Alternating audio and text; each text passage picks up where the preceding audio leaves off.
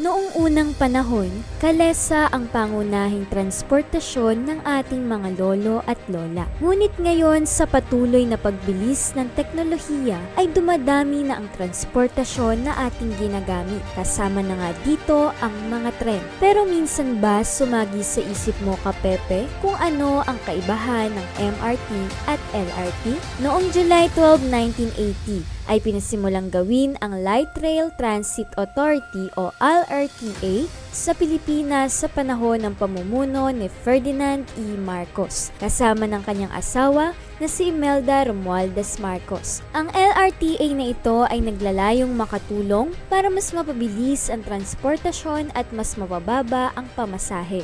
Ang project na ito ay tinawag na Metro Rail na dating pinamahalaan ng kumpanyang Metro Incorporation. Ang initial assistant para sa pagtatayo ng LRT ay nagmula sa gobyerno ng Belgian. Sila ay nagbigay ng 300 milyon na pautang at walang interes na kailangang mabayaran sa loob ng 30 years. Nagbigay rin ng karagdagang pautang na 700 million pesos ang isang Belgian consortium at ito ay nagbigay ng mga sasakyan, signaling, power control, telecommunication, training at technical assistance. Ang sistemang ito ay hindi idinisenyo para maging profit center, kundi para ito ay maging isang public utility ng bansa. Noong October 1981 naman ay pinasimulan na ang construction sa mga linya ng tren sa pamamahala ng CDCP, Construction and Development Corporation of the Philippines. Naglagay din ang gobyerno ng Electrowatt Engineering Services of Zurich, Switzerland para mas maisaayos ang pag-aaral sa proyektong ito. Ang kahulugan ng LRT ay Light Rail Transit, samantala ang MRT naman ay Metro Rail Transit o Mass Rapid Transit. Ang MRT at LRT ay parehong nakakatulong para mas makatipid ka sa oras kesa sumakay sa bus,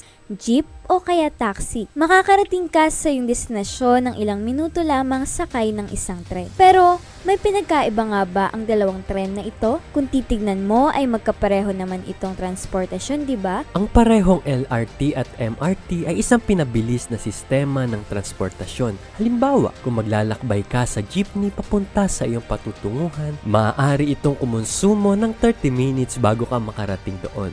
Gayunpaman, kung sumakay ka sa LRT o MRT, maaari mong maabot ang iyong lugar na patutunguhan sa loob lamang ng 3 hanggang 5 minuto. Mabilis, diba? Sa totoo lang, ang LRT at MRT ay halos wala namang pinagkaiba. Ang tanging mga pagkakaiba lamang ito ay sa pagitan ng mga ruta at ang kumpanya na nagpapatakbo sa kanila. Sa kabilang banda, ang MRT ay kadalasang sinasakyan ng mga pasahero mula sa EDSA. Ang LRT ay pag-aari ng pamahalaan ng Pilipinas, habang ang MRT ay pag-aari ng PhilState, isang pribadong kumpanya.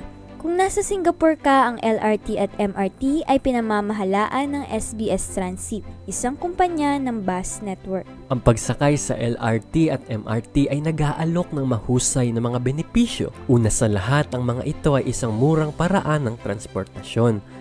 Kung sila ay mura, maaari kang makatipid. Ang parehong LRT at MRT ay eco-friendly. Hindi sila naglalabas ng fumes o lumilikha ng air pollution. Ang mga ito ay napakaginhawa dahil maaari mong maabot ang iyong patutunguhan sa loob lamang ng ilang minuto. At anong pinagkaiba ng MRT sa LRT? Ang MRT ay tinatawag bilang linyang morado. Bumabiyahe ito mula Taft EDSA hanggang North Avenue sa loob ng 27 minutes. Kung ikaw ay nasa sasakyan o kotse, marahil ito ay umabot ng halos 2 oras.